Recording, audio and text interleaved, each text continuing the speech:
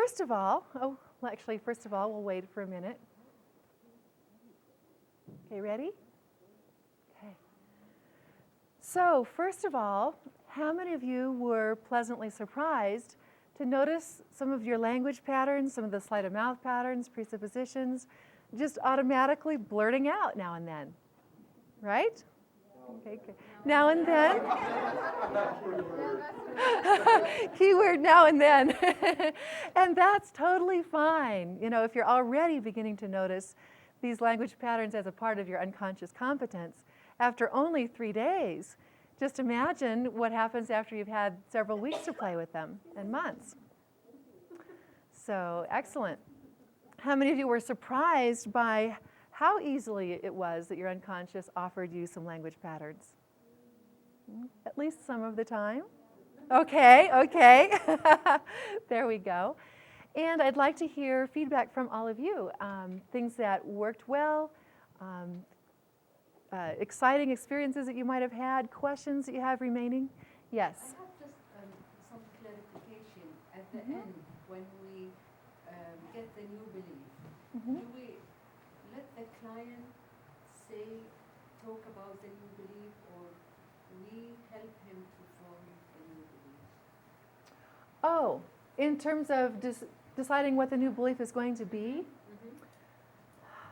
In my experience with this kind of work, it's usually a collaborative effort in that I have some idea as to what I think would be a more resourceful new belief for the person. They may also have some idea as well. However, always keep in mind that the belief that they're going to come up with is a belief that may be limited by whatever belief structure they're operating in currently. So their input is important, of course, because bottom line is it's what works for them and what do they want. However, they may not really know what's going to work for them without trying it on.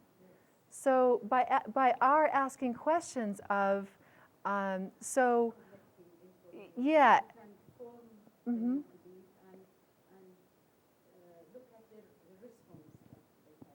Yes. So in my experience, I'd say that the new belief comes out of both of us as we are working together. Yeah, it's a collaborative thing. Other questions or comments, experiences you'd like to share? Ahas?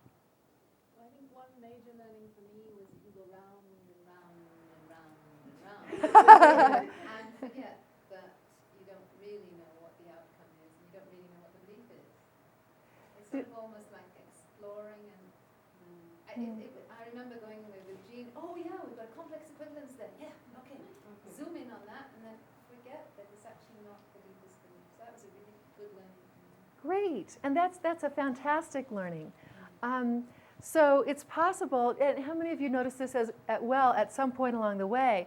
It's possible to really go around and around and around, and if you're not clear yet on what the limiting belief is, the belief that needs to change in order to get the outcome, then it's just kind of spinning your wheels until you get that. Well, it may be spinning your wheels, and at the same time, you may be gathering information that will lead you in the direction of the limiting belief. My brother-in-law Steve often says, everything is information gathering or intervention. And sometimes you don't know which it is until afterwards. Okay.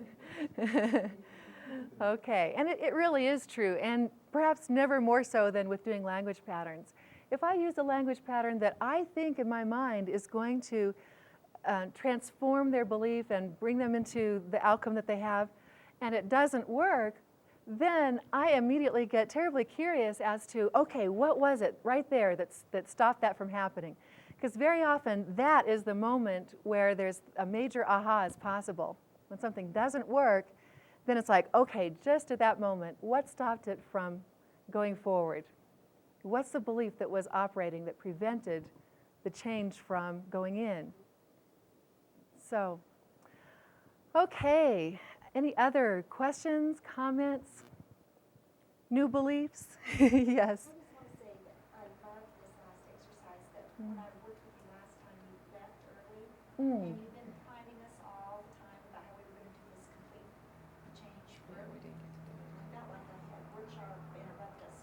Oh. We'll tell you that. And Uh-huh. so this was a wonderful, wonderful exercise for me. I really appreciate having the chance to use all of this stuff to the best of my ability as it is right now. Great. And I was surprised. Great. So thank you so much for being here. Well, you're welcome. Absolutely. And so just to recap, summarize a little bit, she was saying that the opportunity to do a complete piece of work and to use all of her skills to the best of her ability at this point in time, which is the foundation for wonderful more things, it was very satisfying for her. Okay, great. So there were two squirrels named, you'd never believe what was the inspiration for this story, huh? So there were two squirrels named Spunky and Sparky. And these two squirrels lived outside the band room of a high school.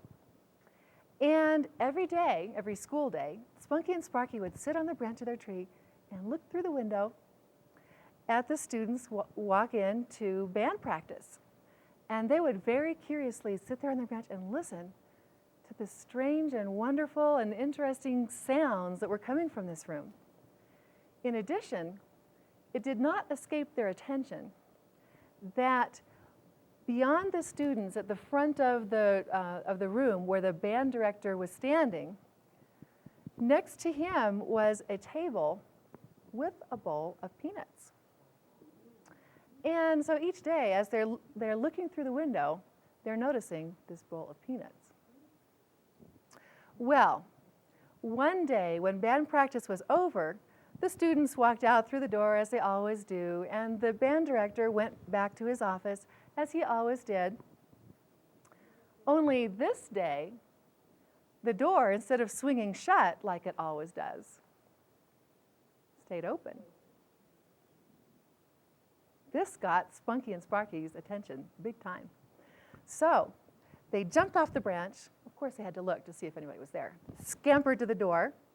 And at the door, Spunky made a mad dash around the piano, turning to go around the tuba and the drum set, and all the way to that table, jumped on the table, and started munching on the peanuts. Meanwhile, Sparky, from the door, went to the piano, and instead of going around it, jumped on top. Boom! So he didn't know what that was about. But he ran along the keyboard. Boom, boom, boom, boom, boom. Off of the keyboard and onto the mouthpiece of the tuba. And he impacted it in such a way that there was a compression of air, and he heard this oompa. So, of course, he immediately leaped off of the tuba onto the cymbal of the drum set, slid off the cymbal onto a drum, so crash, boom. And then he stopped for a moment. And he jumped up and down a few more times. Boom, boom, boom. And then he jumped off of the drum and ran up to the front of the room. Well, by this time, of course, Spunky had already finished half of the bowl of peanuts. There were still some left, but it was half gone. And Spunky was sitting there feeling pretty darn pleased with himself that he got already half the bowl and there was still more left to share. Sparky, as though reading Spunky's mind, said, "Well, you may have gotten more of the nuts, but I got more of the notes." So I hope that you will continue to enjoy both the notes and the peanuts. And I have sure enjoyed spending these last 3 days with all of you. It's just been a real treat and a delight for me. And I just wish you well with your ongoing journey and learning process with language patterns and, of course, with everything else. So thank you.